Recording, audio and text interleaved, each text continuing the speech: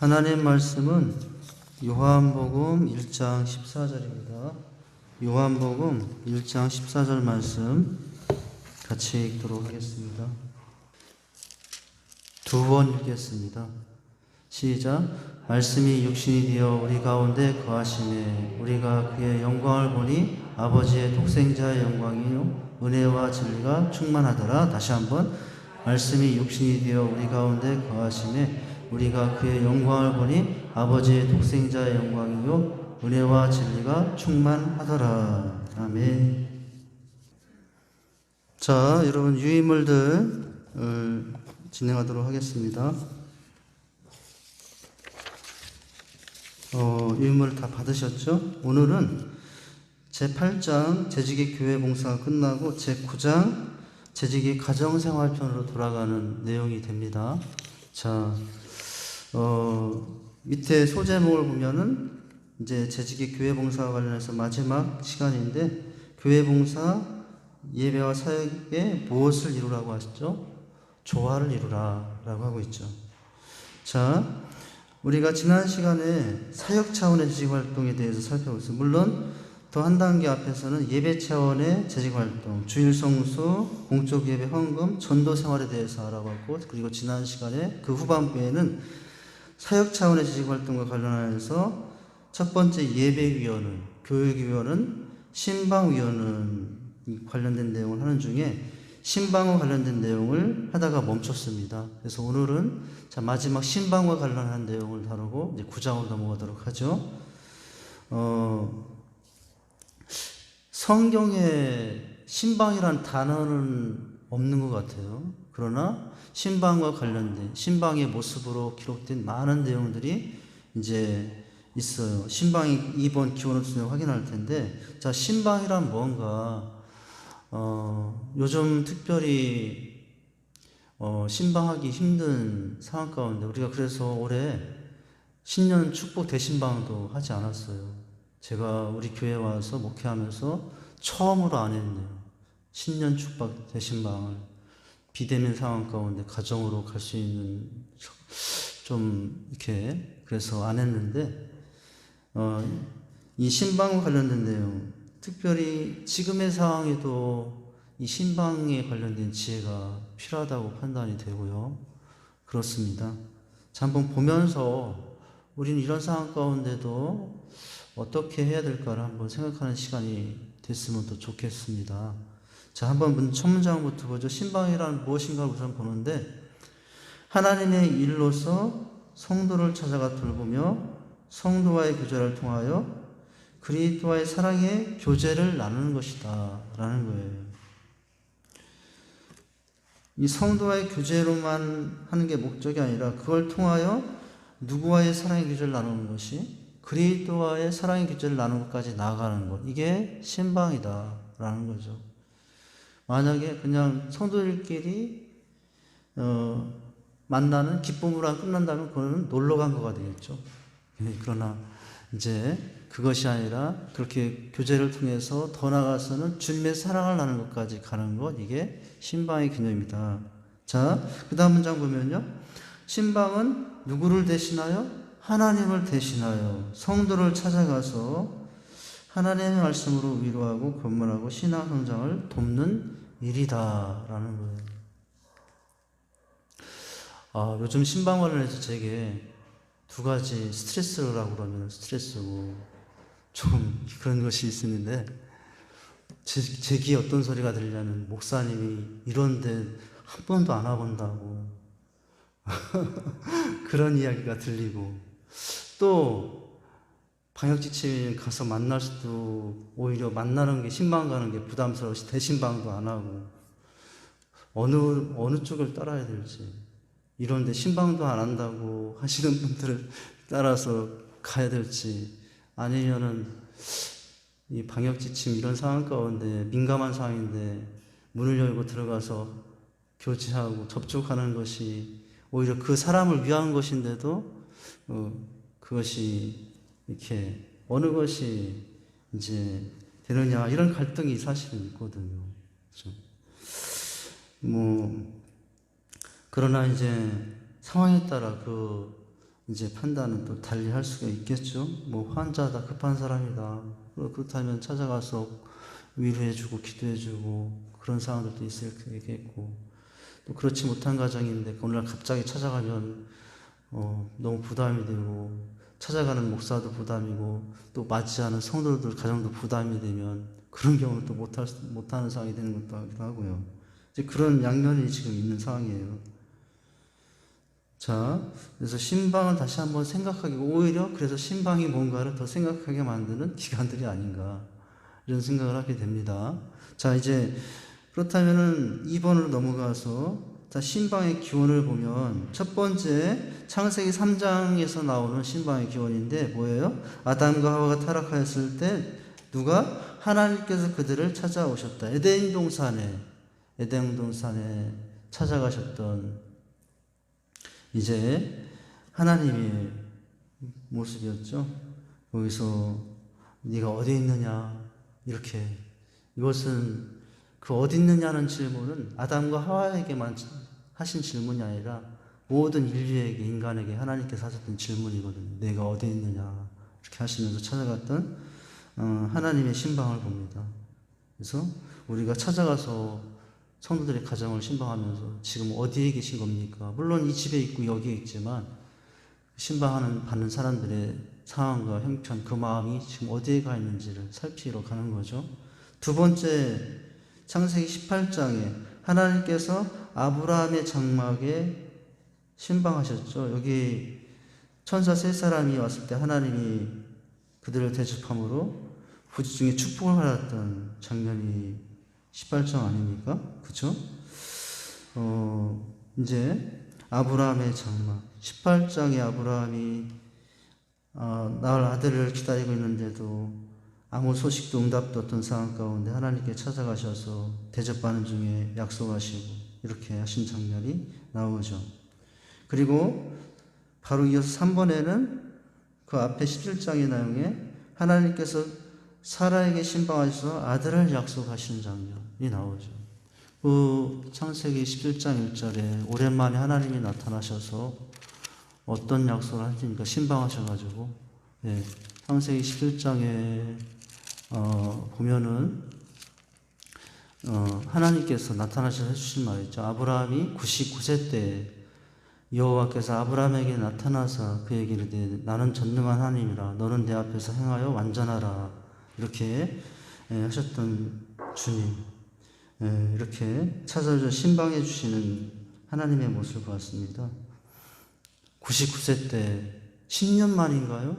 10년 만에 임재하셔 나타나셔서 이런 약속을 해주시고 또 약속을 이루실 것을 약속하신 대로 이루신 장면이 보이죠. 자, 또 이제 신약으로 넘어오면은 예수님과 관련된 신방인데, 여러분 사실은 예수님께서 이 땅에 오신 게 뭐라는 거예요? 신방이라시라는 거예요. 자, 4번의 내용이 뭡니까? 예수님께서 어떻게 하심으로? 성육신 하심으로 이 세상에 찾아오셨다. 오늘 우리가 주제 말씀으로 읽었던 요한복음 1장 14절 말씀 한번 다시 읽어볼까요? 우리 화면에 요한복음, 예. 자, 한번 읽어보죠. 시작. 말씀이 육신이 되어 우리 가운데 거하심에 우리가 그의 영광을 보니 아버지의 독생자의 영광이요 은혜와 진리가 충만하더라. 말씀이 육신이 되어 우리 가운데 거하신 사건이 성육신 하신 사건이시고, 이것을 예수님의 신방이라고 우리는 표현할 수 있다는 거예요. 성탄절에 2000년 전 거기 말구에 이 땅에 오신 주님. 그것이 뭐예요? 하나님께서 우리에게 오신 신방의 모습이죠.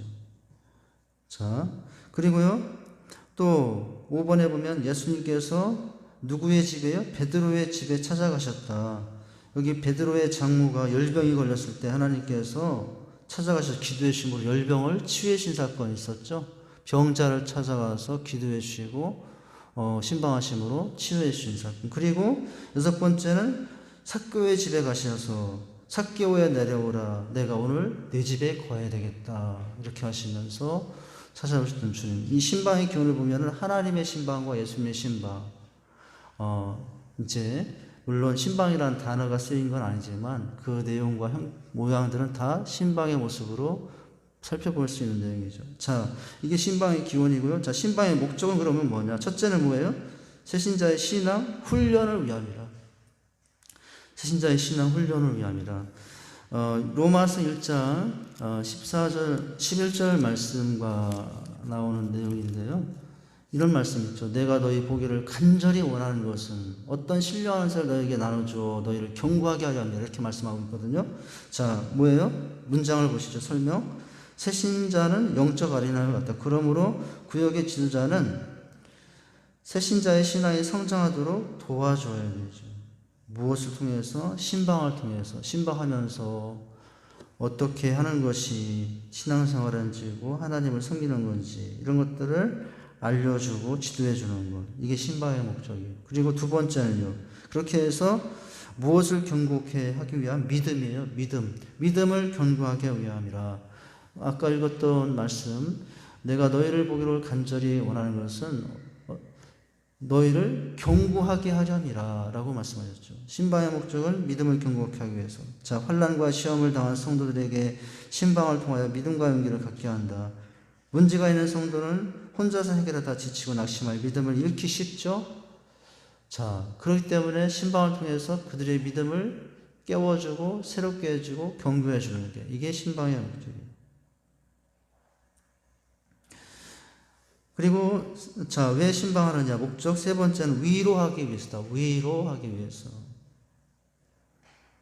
제가 요즘에 지난주에도 우리 간사님 쓴 보고서를 보면서 집에서 은혜를 받았는데 이렇게 아이들 신방에 관한 내용들을 기록해 주시고 있더라고요. 참 이런 상황 가운데도 열심히 신방해주고 나도 못하는데 간사님이 더 열심히 하고 있구나 그런 생각이 들었어요. 아이들을 이렇게 찾아가서 교회를 못 오니까 찾아가서 만나고 뭐 이렇게 해주시는데요. 아이들도 얼마나 사실은 이제 답답하고 그러겠어요. 그런데 찾아가서 만나주면 그만큼 또 아이들에게 위로가 되겠잖아요. 그래서 자, 신방의 목적 위로하기 위함인데 오늘 1장 12절 이렇게 말씀이 나와요. 이는 내가 너희 가운데서 너희와 나의 믿음으로 말미암아 피차 안위를 얻게 하는 피차 안위를 얻게 하려 함이라 서로 간에 위로를 얻게 하렵니다. 이렇게 말씀을 하고 있거든요. 자, 문장을 보시면 신방은 위로와 평안을 나눠주는 것이다. 특히 질병사고 마음의 상처를 받았거나 슬픔을 당한 가정을 위로하기 위해서 무엇이 한다고요? 신방한다라는 거예요. 자, 또 왜 신방하냐? 네 번째죠. 성도 간의 교제와 화목을 도모하기 위해서. 화목을 도모하기 위해서. 구역의 지도자를 중심으로 구역의 친목이 도모되고 교제가 이루어진다. 자, 피차 위로 화목하기 위해서. 그리고 다섯 번째는 뭡니까? 신방의 목적, 영혼을 구원해내고 일꾼을 발굴해내는 기회가 된다라는 거예요. 그냥 교회에서 그냥 인사나 하고 스쳐갔는데 신방에서 삶을 나누다 보니까 이 사람이 이런 이력도 있고 이런 경험도 있고 이런 훈련도 있었고 이런 연단도 있었는데 참 이 사람 일꾼이다. 어디서 신방할 때 이제 그때서 알 수 있는 기회도 된다라는 거죠. 자, 설명을 보시면요. 신방의 원대한 목적은 불신 가정에 복음을 전하여 구원받도록 하는 일. 더 나아가서 교회 일꾼을 발굴하여 봉사하는 기회가 되게 하느리다. 자, 이렇게 해서 이제 신방의 목적을 봤습니다. 자, 신방의 기원을 봤죠. 목적을 봤죠. 자, 마지막 네 번째는 신방 자세. 첫째는 교인을 사랑하는 마음으로 한다. 사랑하는 마음. 사랑하는 마음이 아닌 것으로도 할 수가 있겠죠. 그냥 무관심하게. 그냥 어쩔 수 없이 해야 하니까 한 번쯤 가봐야 되니까 그런 마음이 아니라 사랑하는 마음으로 이제. 그리고 두 번째는 부모의 심정으로. 사실은 부모의 심정, 아비의 심정만큼 넓고 크고 깊은 마음이 어디 있겠어요. 부모의 심정이면 다 이해가 돼요. 부모의 심정이면 얼마든지 그럴 수 있다라고 하게 돼요. 부모의 심정이 아니라 뭐예요? 좁쌀만한 그런 마음의 심정이면 그럴 수 있나? 라고 찾아가겠죠. 그죠? 그런데 우리의 마음은 어떤 마음으로? 부모의 마음으로 간다. 그러면 여러분, 부모의 마음에 못 품을 게 어디 있겠어요? 자녀들이 아무리 잘못되고 어긋나도 부모는 다 품잖아요. 그죠? 신방의 자세, 신방자의 자세는 첫 번째는 사랑하는 마음, 두 번째는 더 구체적으로 하면 아비의 마음, 그리고 세 번째는 치료하는 마음, 치료하는 마음이라는 거예요. 자, 이제 신방 대상이 어떤 상처와 아픔들이 있을지 모르지만 인생에 상처 없는 인생 없고 아픔 없는 인생이 없거든요. 여러분, 저는 아픔이 있을까요? 저는 상처가 있을까요? 없을까요? 목사님이니까 없겠죠. 그렇지 않아요. 저도 상처가 있고요. 저도 아픔이 있고. 한번 보여줄까요? 가슴을 열고. 죄송합니다. 이 가슴을 찢어 열어서 보일 수가 없어요. 피나면 안 되니까. 자, 하여튼 뭐예요? 누구나 그렇게 안 보일 것 같은 사람에게도 상처가 있고 아픔이 있어요. 자, 그런 것들을 가서 이런 상처가 있었구나. 우리는 그 상처가 별것 아닌 것 같을 수도 있을지 몰라요. 그런데 그것 때문에 힘들어하는 그 사람에게는 그것만큼 힘든 게 없을 수 있다는 것을 가지고 이해하는 마음으로 가야 되겠죠. 자, 이렇게 해서 신방의 기원과 목적, 자세를 봤어요. 자, 알렉산더 화이트는 뭐라고 했나요? 예. 참, 이 말씀은 저에게 너무 찔리는 말씀인데. 자, 한번 읽을까요? 시작. 목회자 자신의 영혼은 그가 목회 활동을 통하여 교인들을 성숙시키는 것만큼 성숙해진다. 신방을 게을리함으로써 생겨난 영적인 갈증은 그 어떤 설교로 해소시켜 줄 수 없다. 이게 누구의? 알렉산더 화이트라는 분이 하신 말씀이에요. 그죠? 이제 여러 가지 활동을 통해서 영혼을 성숙해주고, 그렇게 돌볼 수 있는데, 그러나 신방으로서 해결해야 될 갈증도 있다. 신방이 아니면 해결되지 않을 갈등도 있다라고 하고 있어요.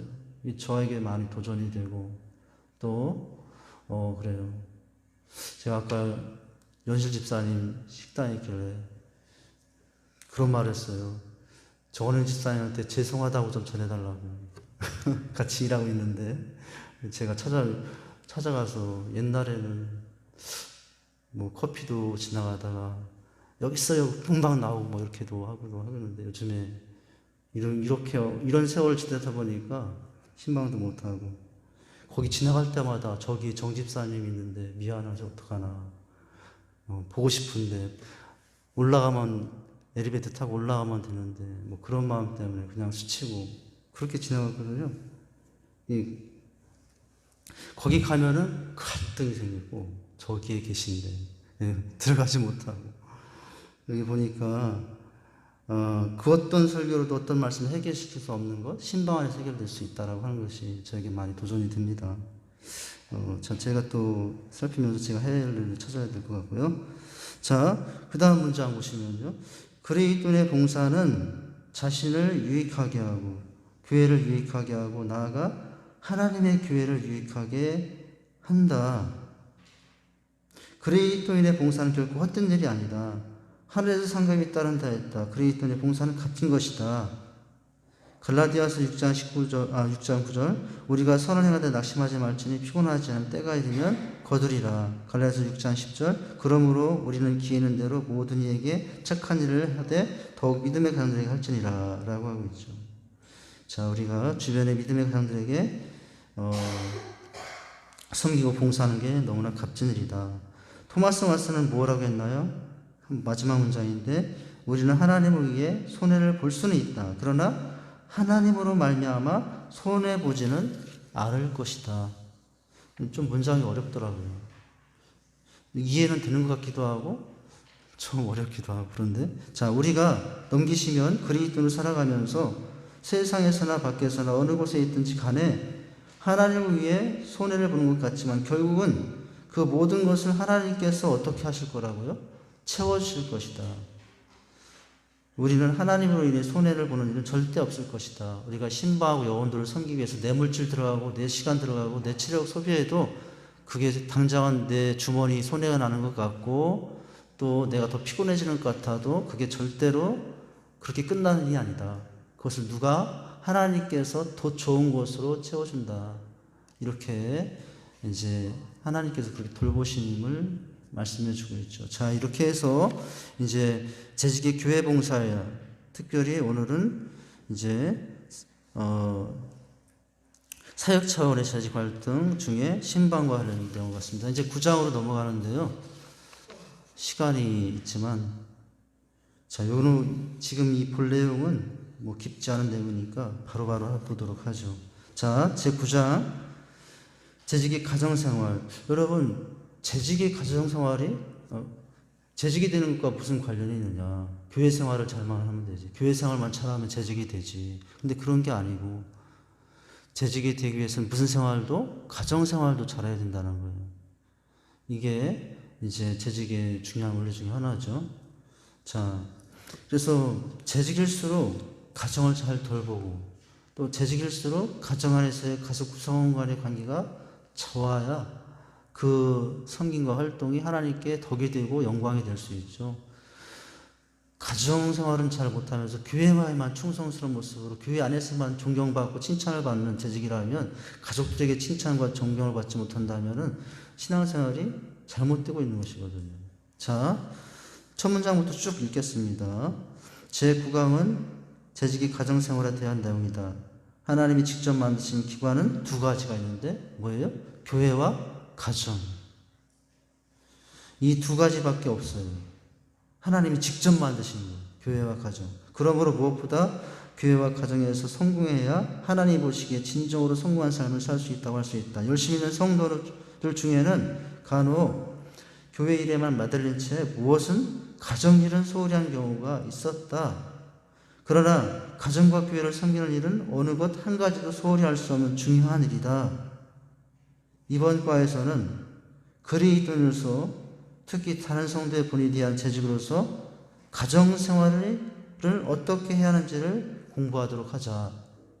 다음에 각 질문에 성실하게 대답해 보도록 한다. 인도자는 이렇게 답하는 것이 아니라 현재 되어야 한다.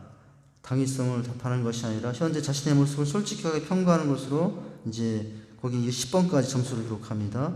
자, 재직으로서 여러분의 가정은 얼마나 열린 가정의 모습을 좀 스스로 평가해 보십시오. 각 문항에 몇 점? 5점 만점이에요. 그래서 1번부터 10번까지 점수를 1에서 5까지 나뉘는데, 그럴수록 수고한다 할수록 5를 쓰면 되고, 나는 이게 아니다 하면 2를 쓰면 돼요. 중간이다 하면 2, 3을 쓰면 됩니다. 자, 그렇게 해서 지금부터 1번까지 10번의 내용을 한번 점수로 계산해 보시기 바랍니다. 은선이는 배경음악을 조용한 배경음악을 틀어주세요. 네. 저는 미리 계산을 해봤어요. 1번, 자, 우리 가정은 평소 남편과 아내가 각각 동등한 신분과 인격을 지녔다고 서로 생각한다. 정말 그렇다면 5, 아닌 것 같다면 1. 저는 몇 번 했겠습니까? 비밀입니다. 자, 2. 부부간에 상대방이 잘못했음을 발견하더라도 그 잘못을 보통 내 탓으로 돌리는 편이다. 제 점수 몇 나왔을까요? 비밀입니다. 근데 한 가지 알려드릴 거. 3은 넘지 않네요. 이럴 수가. 자, 3번. 우리 가정을 이끌고 다스리는 그 부분은 권위가 아니라 사랑이다. 난 남편이야, 난 아내야, 뭐 이렇게 하는 게 아니라 나의 부모야, 이게 아니라 사랑인가. 그럴수록 높아집니다. 4. 부부간의 의견 충돌이 생길 때 상대방의 눈높이를 고려한다. 그럴수록 4. 나는 내 눈높이만 강조한다. 그러면 1이 되겠죠. 5. 우리 부부는 결혼 이후 지금까지 신앙, 생활, 교양 등 모든 면에서 함께 성장하고 있다. 네, 남편만 성장하고 있는 것 같아. 난 아닌 것 같아. 뭐 그런 일이 없어야 되겠죠. 자, 6. 가족 전체가 따로 시간을 내어 대화하는 시간을 정기적으로 갖는다. 근데 우리 집은 이게 점수가 상당히 낮네요. 목사 가정인데. 자, 7번. 어떤 위기가 생기면 우리 가정은 그것을 회피하기보다 도전하고 헤쳐나가는 편이다. 위기를 만났을 때 가정 구성원들은 어떻게 하고 있느냐? 몇 점? 자, 8번. 여가 시간이 생겼을 때 가급적으로 그 여가를 온 가족이 함께 나눈다. 이것도 저희는 상당히 낮네요. 여가를 같이 지내는 경우들이 사실 많이 부족합니다. 9. 가정에 기쁜 일이나 혹은 슬픈 일이 생기면 그것을 이웃과 나누고 있다. 내 가정만 아니라 이웃과는 어떻게 생각? 이것도 우리는 좀 약하네요. 자, 10 마지막. 우리 가정 중심에는 하나님께서 확고하고 자리 잡고 있다.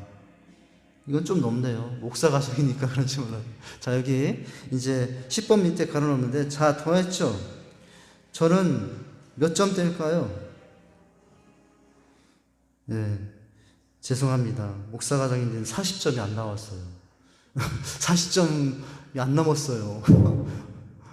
우리 집사람 점수는 어떻게 나오는지 모르겠는데, 혹시 10점대는 아닌지 모르겠네요. 자, 이건 다 비밀로 하셔도 되고요. 서로 나눠도 됩니다. 이걸 보면서, 자, 밑에 읽어보고 맞추죠. 자, 이를 평가를 했는데 이 점수의 의미가 뭐냐. 자, 각 점수를 다 먹였죠. 시간이 더 필요한가요? 자, 어느 정도로 했을 텐데, 자, 점수의 의미가 뭔지를 나누고 맞추도록 하죠. 40점 이상이다. 이제 마음으로만 손을 드시고, 다 비밀로 하시고요. 자, 그 의미가 뭔지를 한번 보도록 하죠. 하나님을 가정의 주인으로 인정하는 가정. 누구를 주인으로? 가정, 하나님을. 지금까지 지켜온 가정의 믿음을 앞으로도 하나님께서 계속해 지켜주도록 기도하십시오. 지금같이 하면 된다는 거예요.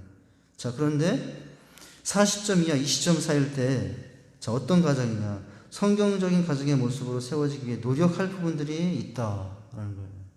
우리 가정이 노력할 부분이 많네요. 자, 어떤 부분에선 매우 잘하고 있지만, 그래요. 저도 보니까 그런 것 같아요. 다른 것에 비해서 많이 부족한 것이 있을 것이다. 몇 가지가 보여요, 저도. 이 부분을 보완하기 위해 방법들을 가족들과 함께 기도하며 의논하라. 라고 하는 거예요. 자, 만약에 20점 밑에 나왔다면 무엇이 필요하냐? 가족 간의 사랑과 화목, 그리고 신실한 신앙생활을 위해서는 가족 구성원들이 서로 노력해야 한다는 것을 기억해야 한다. 노력이 필요하다. 자, 노력이 필요하고, 20점, 40점 대에는 개선이 필요하고, 40점 이상이면 지금같이 하면 잘한다. 이렇게 했죠. 재직의 가정이 중요합니다. 왜냐하면 재직의 가정생활이 또 교회 생활과도 연결이 돼서 나타나기 때문에 그래요. 자, 우리 교회 직산교회 성도들의 가정은 또 이렇게 다 아름다운 가정들 다 될 수 있기를 바랍니다. 제가 기도하죠. 하나님 아버지, 오늘 신방과 또 가정에 대한 내용을 살펴보았습니다. 이 땅에 아담에게 찾아오시고 이 땅에 육신의 몸으로 오신 하나님, 우리 주님, 그 모습을 우리가 본받아 또 돌아봐야 될 영혼들을 돌아보게 하여 주옵시고, 사랑하는 마음과 부모의 심정과 치료하는 마음으로 서로 돌아보는 저희가 되기를 원합니다. 또한 우리 가정, 직산교회 성도의 재직의 모든 가정이 더 건강한 가정이 되어서 주님께 또 기쁨이 되고 영광이 될 수 있는, 더 나아가서는 그래서 더 아름다운 재직이 될 수 있도록 인도해 주옵소서. 예수님 이름으로 기도하옵나이다. 아멘.